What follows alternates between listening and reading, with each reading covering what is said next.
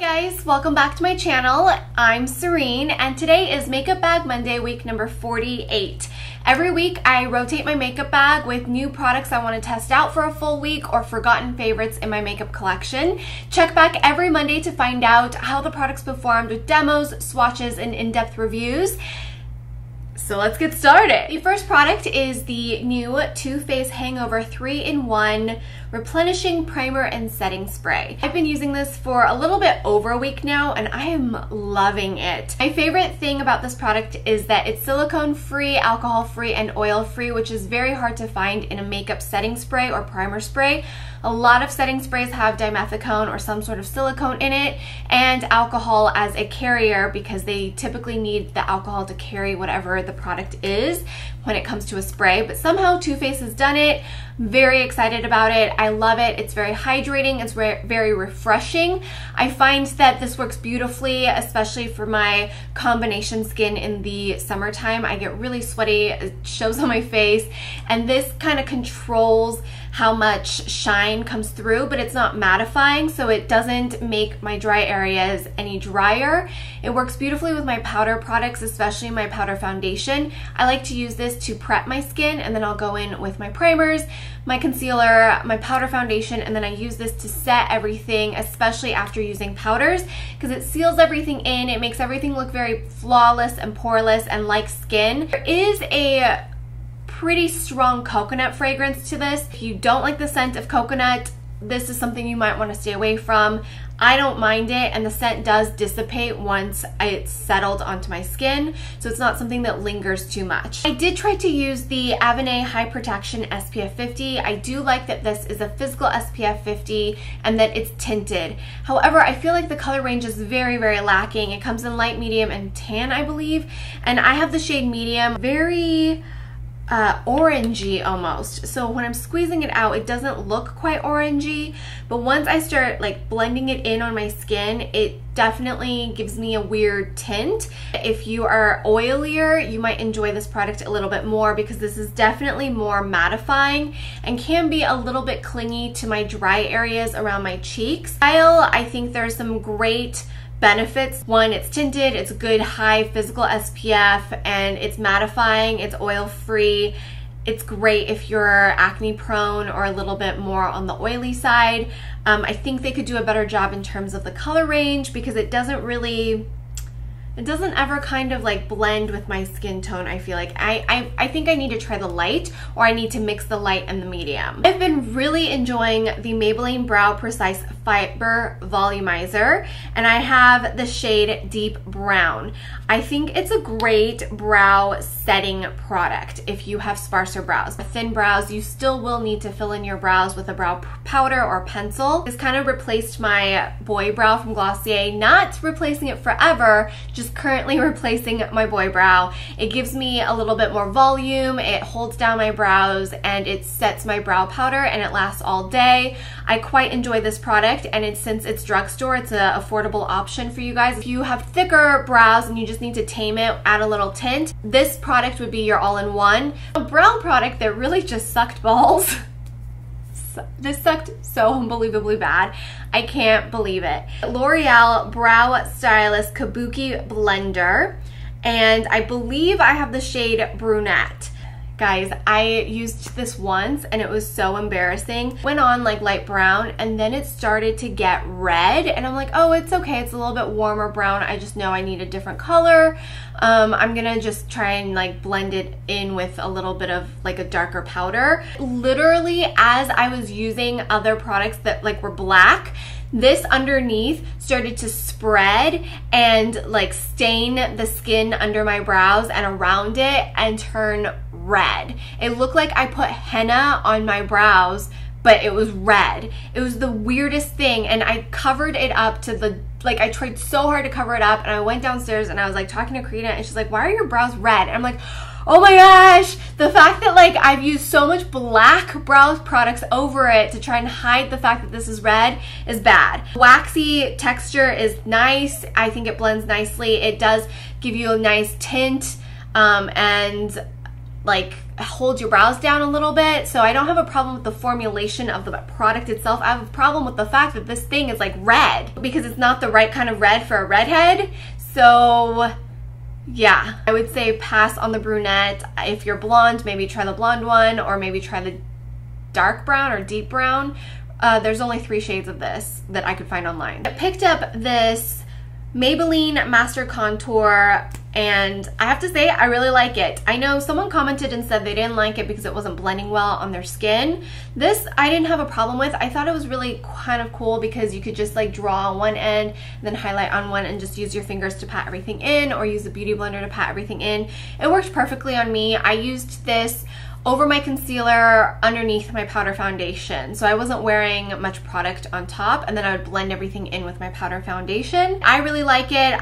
It'll be interesting to see how it wears, because I definitely use a lot more of the bronzer contour side versus the highlight side. I like sparkly highlights, and this isn't sparkly, but I did try it a couple times using this, and it's not bad. Everybody has been raving about this mascara, and I'm not a fan.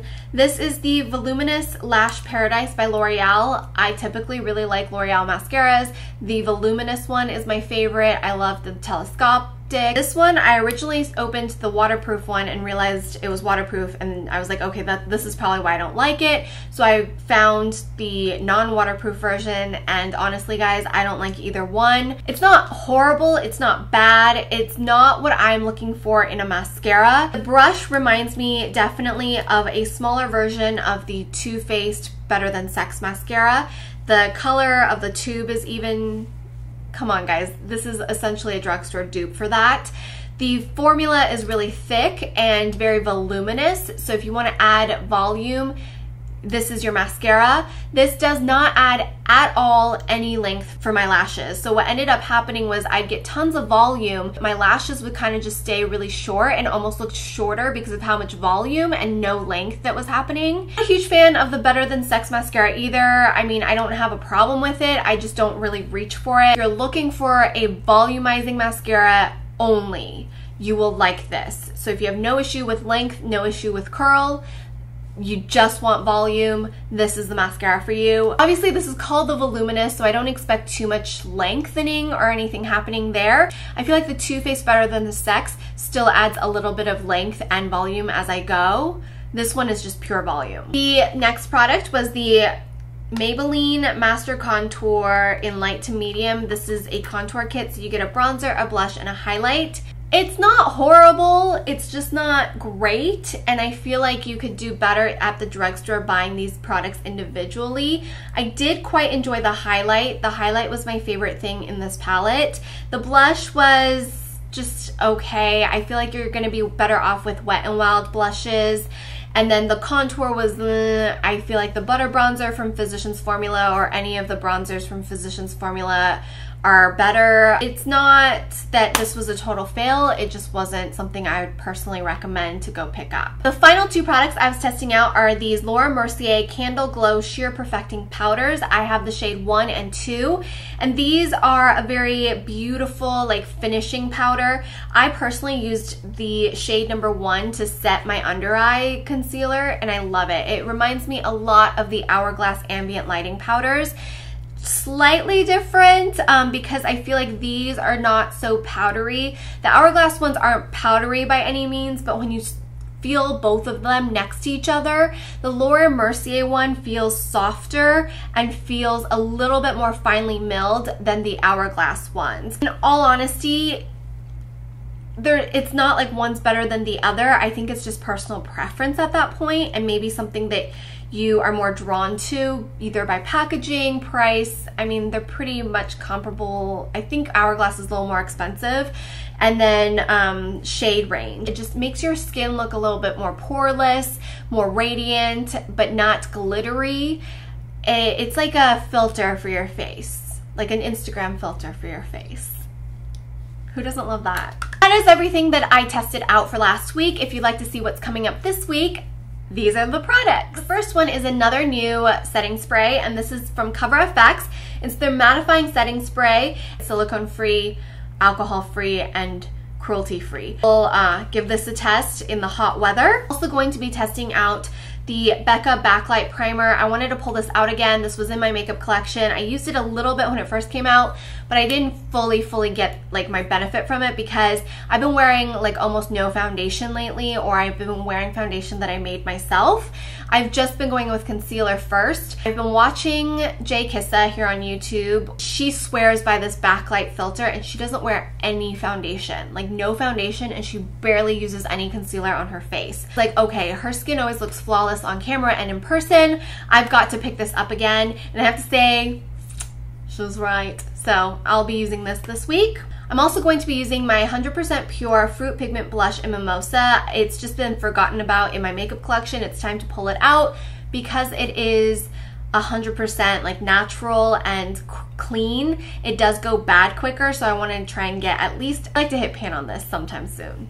The concealer duo I'll be using is from Laura Mercier, and this is the Secret Camouflage Concealer SC3. This is my shade. I mix the two, and I use this all over my face wherever I need to conceal. I have a little bit of bruising on my face and a little bit of scabbing on my face because I went to the dermatologist. So I just need this, and then redness around my nose and stuff like that. So I'm going to use this on my face.